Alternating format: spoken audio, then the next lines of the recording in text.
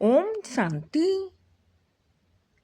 आज 8 मई 1973 की अव्यक्त बाप दादा के मधुर अनमोल महावाक्यों में से सुनते हैं मुरली मंथन। मुरली का सार है सर्वोच्च स्वमान। बाबा ने कहा, अपने स्वमान को जानते हो? सभी से बड़ा स्वमान कौन सा है जिसको वर्णन करने में ही दिखाई पड़े? बाबा ने कहा, बड़े से बड़ा स्वमान यही हुआ कि बाप के भी तुम मालिक बनते। विश्व के मालिक बनने से पहले विश्व के रचयिता के मालिक बनते हो, क्योंकि इस समय बाप को भी अपना बना लिया। फिर बाबा ने कहा, अभी तो जब चाहो जिस रूप में चाहो उस रूप से बाप को अपना बना सकते हो। बाप भी इस समय किस बंधन में है? बच्चों के बंधन में है ना। बाबा ने कहा, जहाँ स्वमान होता है वहाँ अभिमान नहीं होता। बाप को सेवाधारी बनाया लेकिन अभिमान नहीं आएगा। बाबा ने कहा, जैसे बाप सदैव हाँ बच्चे, मीठे बच्चे, विश्व के मालिक बच्चे समझकर अपना सिरताज बनाते हैं, ऐसे सिरताज स्थिति में चित रहते हो। फिर बाबा ने कहा, जैसे बाप सदैव बच्चों को सम्मान देते हुए आप समान बनाते हैं, ऐसे आप सभी भी हर एक आत्मा को सदा सम्मान देते हुए बाप समान बनाते रहते हो। बाबा ने कहा, तुम आत्माओं को आत्माओं से लेना नहीं है, परंतु उन्हें देना है। सिर्फ एक बाप से ही लेना है, जो लिया है वह देना है। बाबा ने कहा, जरा भी किसी भी प्रकार की लेने की इच्छा अपने स्वमान से गिराती है। बाबा ने कहा, जब आप किसी आत्मा को बाप द्वारा दिया हुआ खजाना देने की निमित्त बनते हो, तो उस समय अगर यह स्मृति में नहीं रहता कि बाप का खजाना दे रहे हैं, तो उन आत्माओं को श्रेष्ठ संबंध में जोड़ नहीं सकते हो।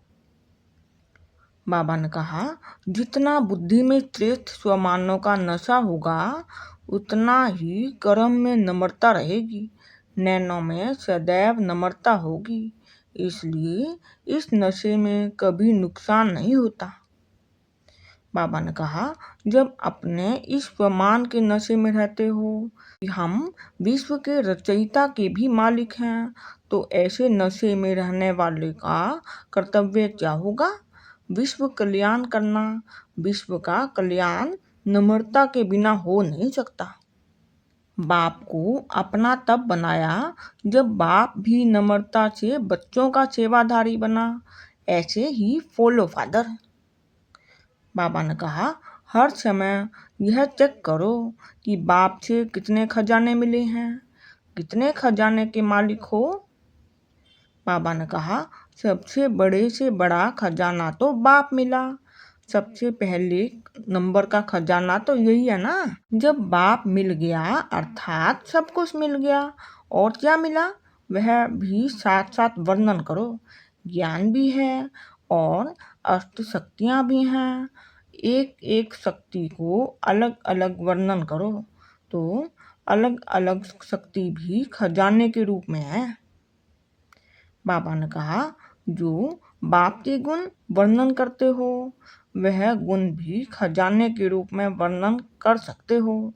इस रीति से इस अमूल्य संगम युग के समय का 1 सेकंड भी खजाना है। यह संगम का खजाना अर्थात एक एक सेकंड अनेक पद्मों से ज़्यादा बड़ा खजाना है।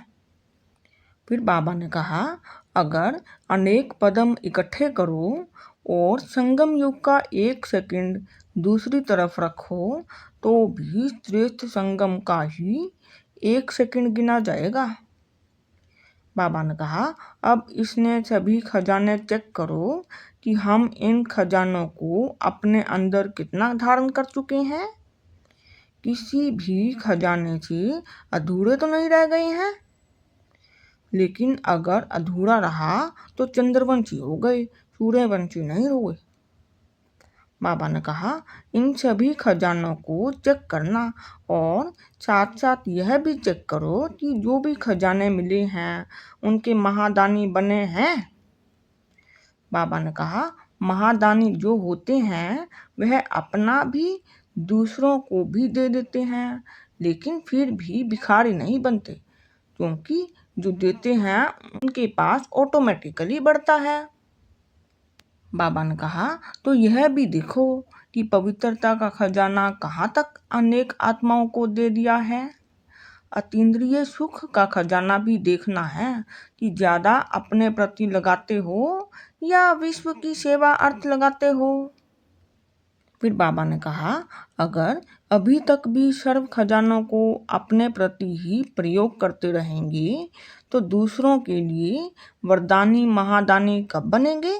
अब ऐसा अभ्यास करो जो अपने प्रति लगाना न पड़े। बाबा ने कहा, जैसे ब्रह्मा बाप अपने रेस्ट के समय भी अपने प्रति न लगाकर विश्व कल्याण अर्थ लगाते रहते थे, ऐसे सर्व शक्तियाँ भी विश्व कल्याण प्रति लगे, न कि अपने प्रति। जब सभी को बाप समान बनना है तो बाप समान तेज धारण करेंगे ना। बाबा ने कहा, अभी समय समीप आ रहा है तो दूसरों को देने के साथ साथ अपना जमा करो, अपने प्रति न लगाओ। बाबा ने कहा, शुरू में जब ज्ञान गंगाएं निकली थी तो उस समय की सेवा में भी सभी एक नामे और इकोनॉमी वाले थे। सब खजानों की इकोनॉमी थी, व्यर्थ नहीं गवाते थे। अच्छा, ओम शांति।